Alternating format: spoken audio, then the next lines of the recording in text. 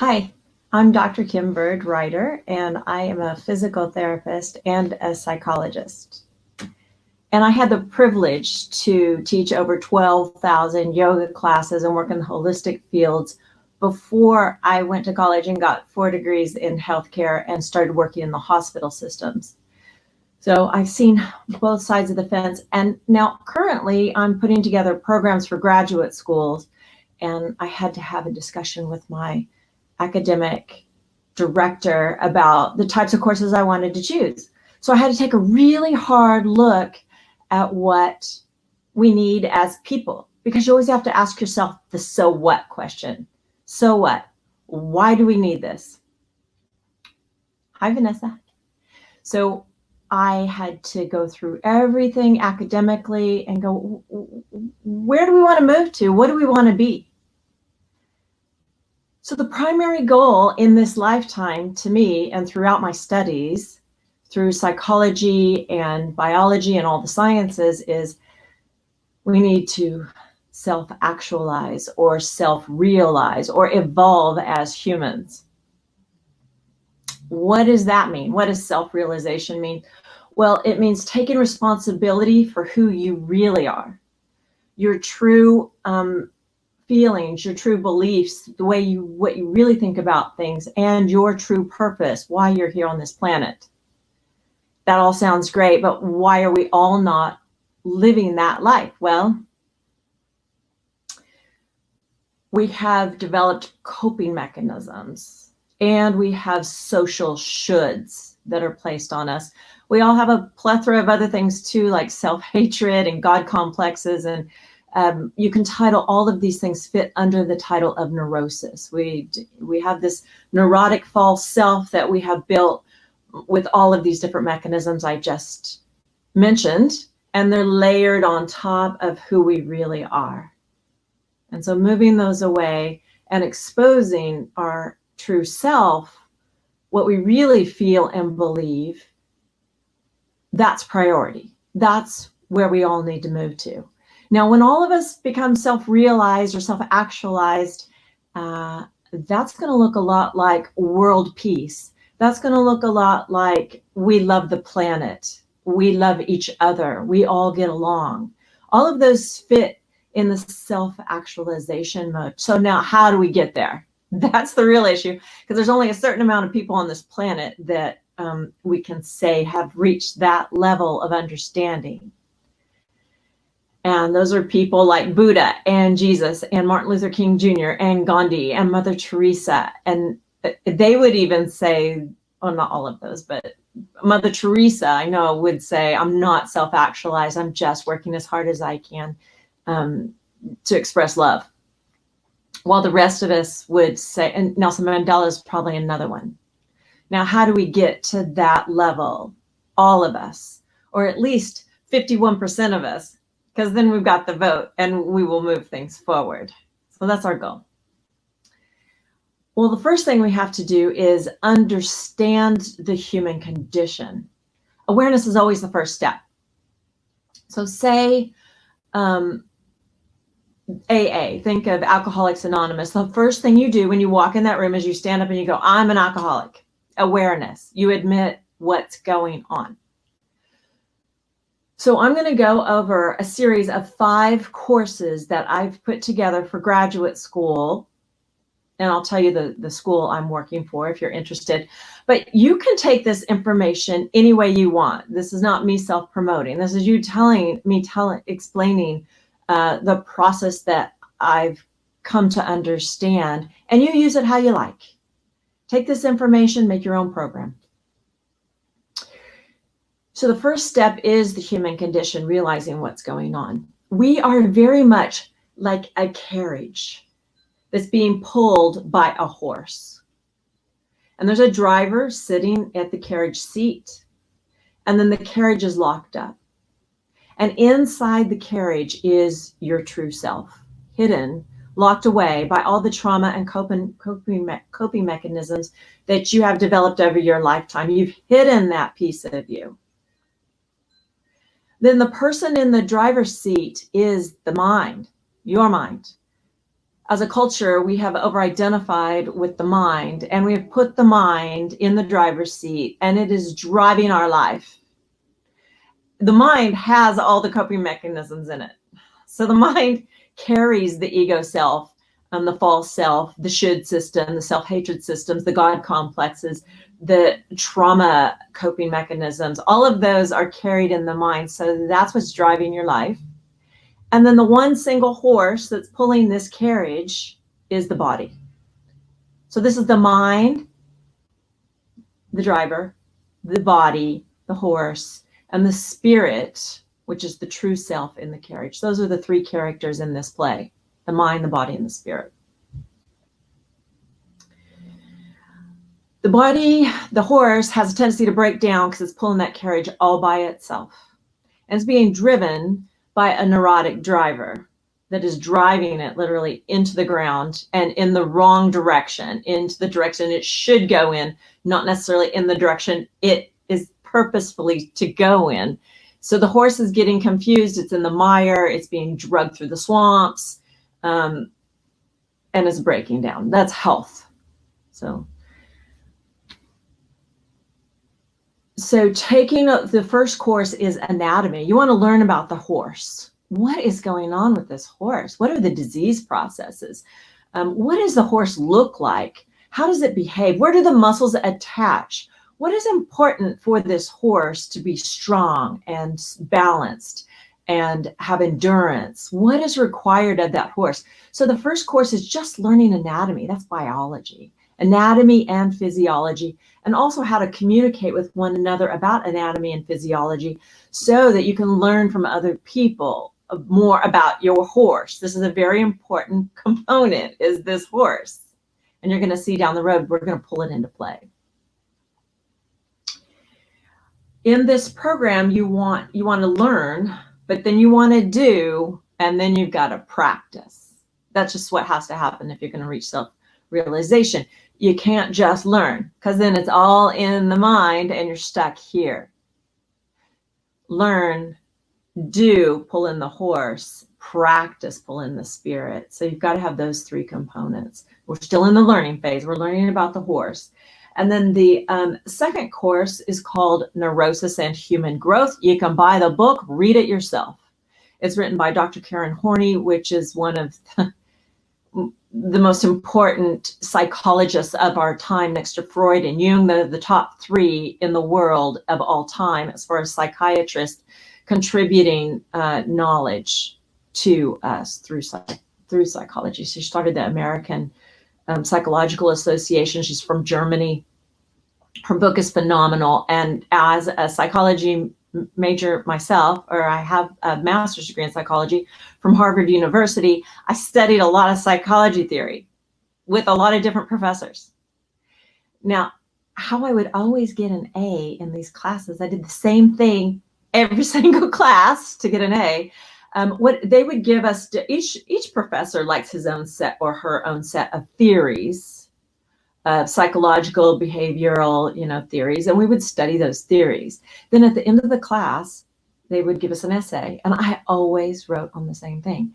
I took the theories that they gave us, and then I took Neurosis and Human Growth, which they did not give us, and did a comparative study and did a proof of how these said exactly what Karen Horney said, that my proof was it's all the same wine in different bottles. All these psychological theories are saying the same thing, just from a little different angle and stamping their name on it. And I would get an A every time. What I'm saying is, Karen Horney says it best in Neurosis and Human Growth, and it is super similar, if not the same, than every other psychological theory out there. But I believe she said it best. She said it clearest. So the second course is just an analyzation of that book. We do a study guide throughout the whole thing and discuss it. So first, take anatomy. Second, Neurosis and Human Growth. Neurosis and Human Growth is about the mind, the state of the mind. It's neurotic. All of us. No one escapes this. We all have neurotic tendencies. I should be the best mother. I should be the greatest person on the planet. I should go this way. I should be a better daughter. I should be this. I should be that. Those are all claims, neurotic claims, and they're all components of neurosis. We've got to see what's going on there. What's interesting is there's really only 3 personality types that play out in neurosis, and you'll be able to spot those all right away with everybody you know and yourself. You'll nail that one. So once you understand the horse, the driver of the carriage, also in neurosis and human growth, it will define what the spirit is, what self-actualization is. So you'll also get definitions of who's that little guy trapped in the carriage that I can't get out? What are his attributes? What is he, she about? You'll learn the situation at hand. Now from there, we're going to do. So we learned, then you got to do. So the third class is called East-West Moving Meditations, and it's really traditional exercises. So these are exercises like yoga, Tai Chi, Feldenkrais, Pilates. Feldenkrais and Pilates are from the West. Watsu. These are all types of body movements that yoke the mind to the body. So yoga by definition means yoking. If you took the word yoga and translated into English, yoga means yoke. They sound really the same, don't they? Yeah, well, that's because they are. So the trick is to yoke the mind to the body, to get the mind out of the driver's seat where it does not belong, and attach it to the body, yoke it to the body, turn it into a horse. The mind is not a driver. It's a worker. It's a horse. It's a puller. So the mind and the body should be in service to the spirit. The reason you're here, what you think, the real you should be the driver. You got to get him out of the carriage, get him into the driver's seat, get the driver, the mind, out of that seat, and yoke him to the body horse. So now you have 2 horses. You have a body horse and a mind horse, and they are in service of the driver, the true self. And the way that you get the mind yoked up to the body horse is through these mindful exercises. They've been around for thousands of years, and there's a reason, because they're not just exercises. They are exercises for the body, but they're also exercises for the mind. And the purpose is to bring those 2 horses side by side and make them work together. So the do class is learning those exercises, each one. In my class, we have 10 weeks. It's on the quarter system. And so we spend each week on a different one. You got to learn the theory of each one. Why are they doing that? Why do they do what? How do they do what? Why is there so much precision involved? What's going on here? That's what you're learning. And then you actually do the exercises. You do yoga. You do Tai Chi, Qigong. You do Feldenkrais. You do Pilates. You do watsu, which is floating water.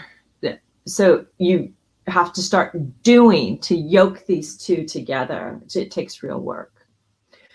That's the third class. And then the fourth class is called Physics and the Jedi.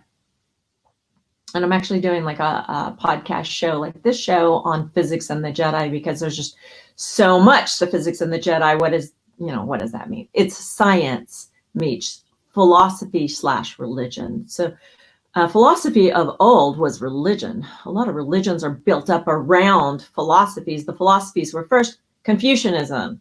That was a guy, Confucius, talking about philosophy, and then a religion formed around him.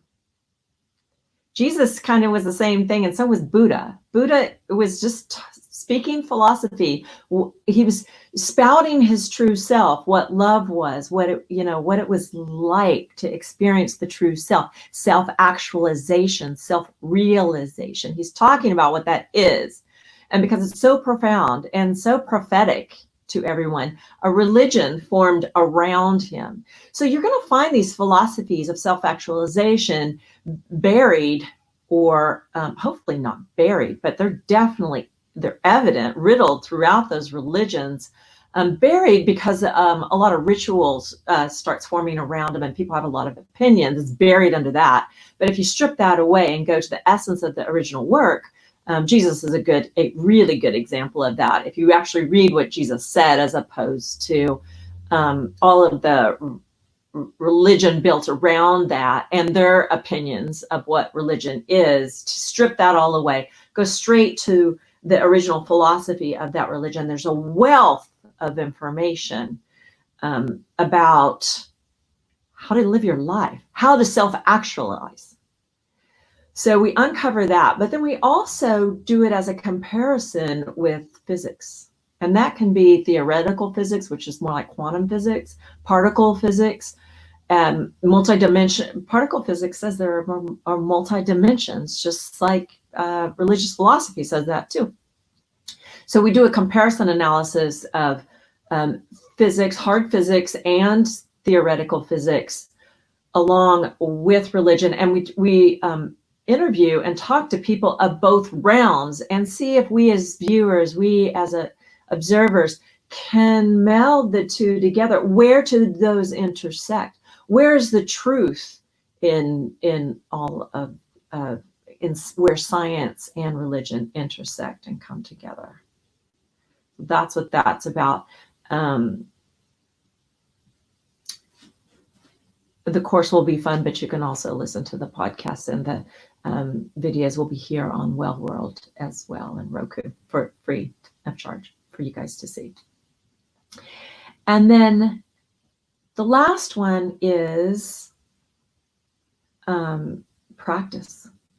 Oh boy, that is bridging it all together. You're going to have to bring all of it. You've got a learning base. You know how to do it. You have the philosophy. Now, how do you bridge it all together? Isn't that funny? I just did the lotus flower. It was unintentional, completely unintentional.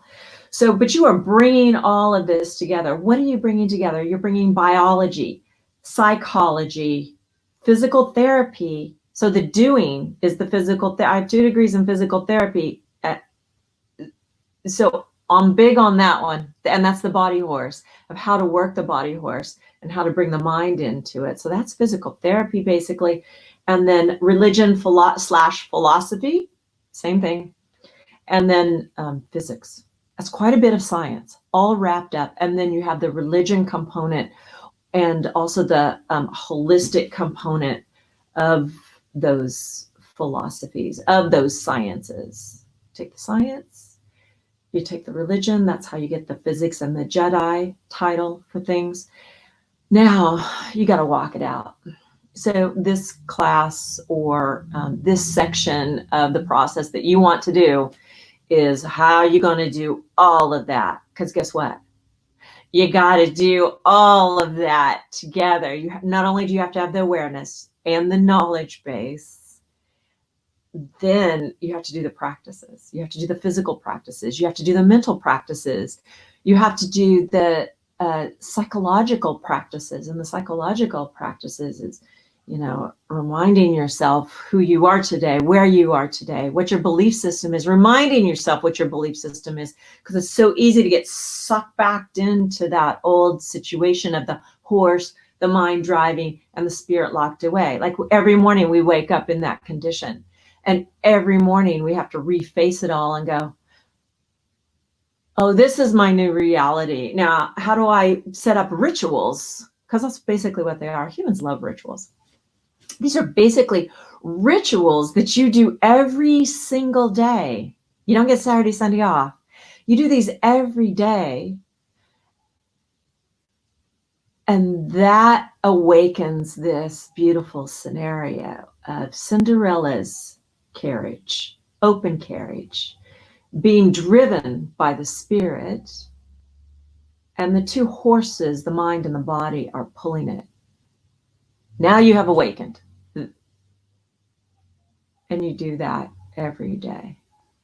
Now we have to create that for ourselves. It's different for all of us. And so part of this program is, what does that look like for you?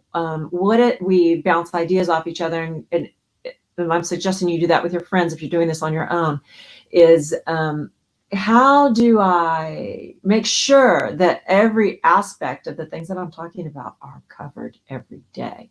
And then also giving you a plan B. Like the plan A is what I do, every day, and also work, and also do all the other obligations of my life, because it's really easy to do this when you're a monk sequestered in a cave for 3 years. Sure, you can do your rituals every day. You can do them all day, every day. That's easy. Now live in this world and do that.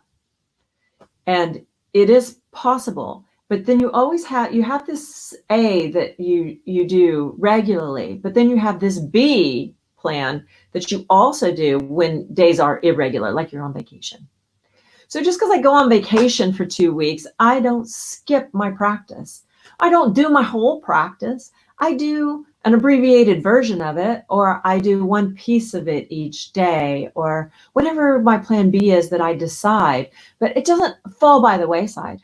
Or even you might explore a different version of that practice. It's nothing like the practice you do at home. It is walking in the sun 5 times a day, and just watching the leaves, or whatever it is. But your curriculum, the things that you have to do, or not have to, but the things that you want to do, because this life can be joyful and liberating and move forward. And above all, it can be healthy, because guess what? When this carriage is moving, like I'm saying, the body gets healthy. The body's happy. It's got somebody else pulling with it, the mind, and it's going in the direction it knows it's supposed to go. And that's health. That's real health. That's mental health. That is physical health. That is joyful living and productive living. And you're fulfilling the purpose of why you're here on this planet. You wouldn't be here if you didn't have a purpose. So stop hiding your light under a bushel tree. Stop hiding the true self under this manufactured tree that's been manufactured by society and your neurotic mind. So we can move away from that. I want to give you hope and process to do this, and support. I'm here for you, and I'm going to give you as many tools as I possibly can to succeed. We have to succeed. So I call this Utopian Healthcare because it's bringing everything together. It's bringing science with holistic. It's bringing the East together with the West. It's really examining what an actualized life means for you and me and the world. So please join me. I think it's super important. That's an understatement. Now, if you want to join me, you can go to, right now I'm currently teaching at the California Institute of Human Science in San Diego, California. It's all online. These courses are available online. I teach 1 a quarter. We're on the quarter system.